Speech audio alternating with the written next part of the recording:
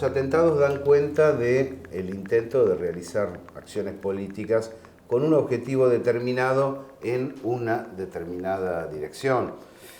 Y no solo ocurrió lo que ocurrió y que ustedes vieron en los videos en Turquía, también en Alemania la situación está complicada. Estamos hablando con Sergio Ortiz, qué placer que estés aquí, Sergio.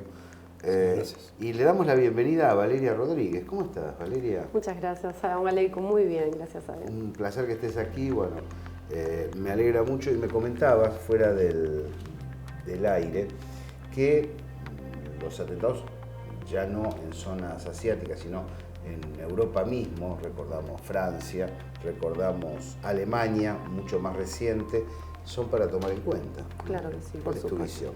Por supuesto, sobre todo, bueno, el tema de Alemania, como hemos visto en estos días, ha ocurrido un atentado en la capital, donde, bueno, fallecieron muchas personas.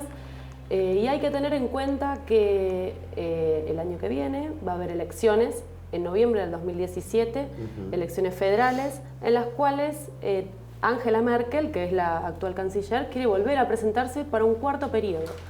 Su discurso es básicamente anti-refugiados, incluso relaciona generalmente a los refugiados con el terrorismo, con la violencia y la delincuencia. Es muy común encontrar en los diarios europeos, siempre aunque sea una noticia, en la cual se relacione algún tipo de hecho, por ejemplo algún robo, violaciones y demás, en las cuales se relacione de alguna manera a los refugiados, ¿no? Entonces, su discurso es constantemente ese.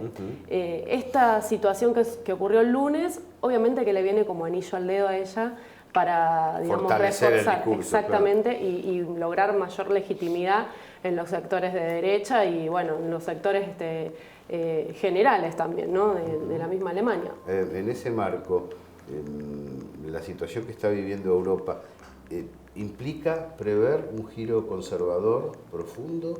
¿O en realidad, pienso en el Brexit, pienso en determinados movimientos autonomistas, en realidad se trata de corcoveos de los pueblos para, desde alguna perspectiva, salirse del esquema financiero?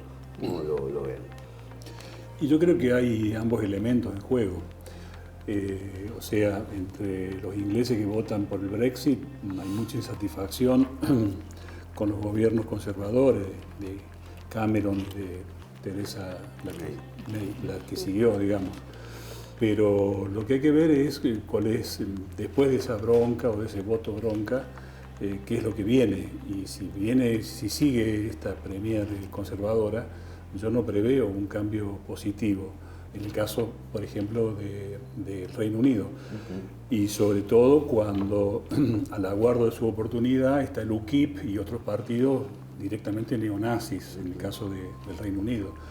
Y lo mismo me alegra las dificultades que pueda tener Angela Merkel, que decía la compañera. Pero también allí en Alemania viene creciendo la ultraderecha, como en Francia se dice que tiene posibilidades Marine Le Pen del Frente Nacional, sí. Y eventualmente el otro candidato de la derecha que también piensa que tiene su chance de ser presidente en las próximas elecciones del año próximo, ¿no? El año que viene.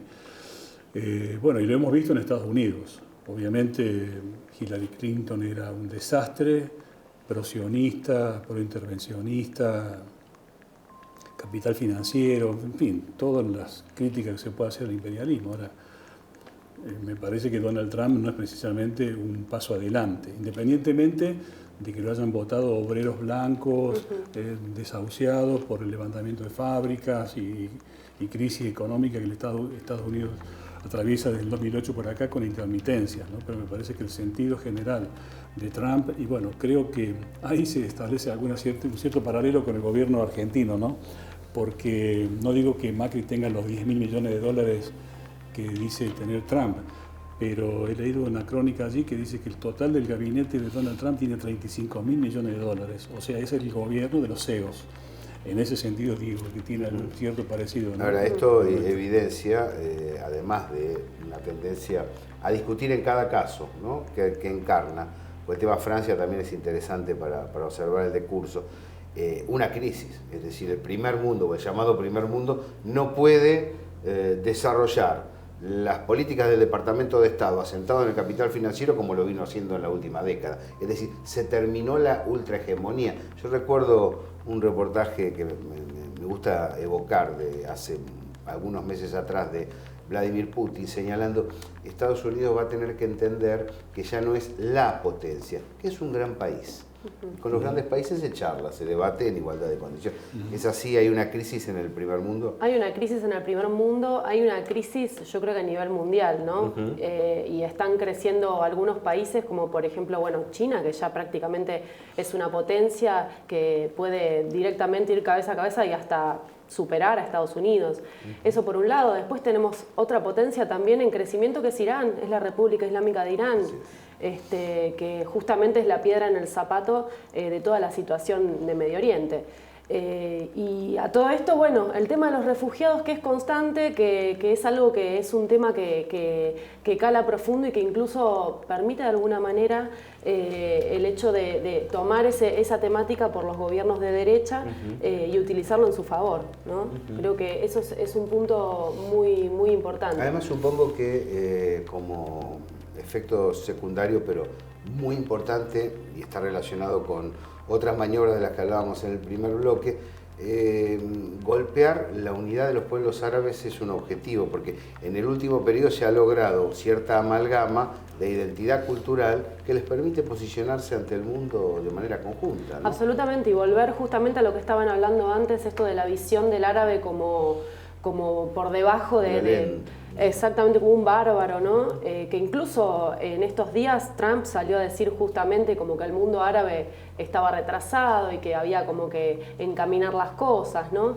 Y eso es un discurso que también ayuda al advenimiento de estos gobiernos de derecha que han crecido en muchísimos países, incluso como señalaba él aquí en Argentina, ¿no? Yo creo que a pesar del desarrollo de estas fuerzas conservadoras riesgosas e irresponsables, es muy difícil que la multilateralidad cambie y que tengamos una zona oscura de la humanidad en las próximas décadas. Hay todo un debate ahí. Yo señalo, no hemos vuelto a los 90, no, estos no son los 90. Es decir, la revolución Reagan-Thatcher dio vuelta al mundo, realmente ganaron. Durante más de una década impusieron el régimen norteamericano sobre el planeta, tanto en lo económico como en seguridad. Cuando se desarrollan las invasiones, que empieza la alianza entre China y Rusia a plasmarse fuerte con Uzbekistán, con Tayikistán, se crea el RATS en el Cáucaso, es decir, son organismos de seguridad muy fuertes que ahora se están siendo aprovechados para resolver la situación en Oriente Medio. Eso, ¿quién gana una guerra? El que fabrica más acero. Es decir, eso no evidencia solamente la decisión militar de Rusia de combatir el terrorismo, evidencia potencial para hacerlo. Ahí, digo, la crisis en el primer mundo es importante. Yo creo que no la están resolviendo porque el capital financiero no permite la producción de bienes de producción y consumo.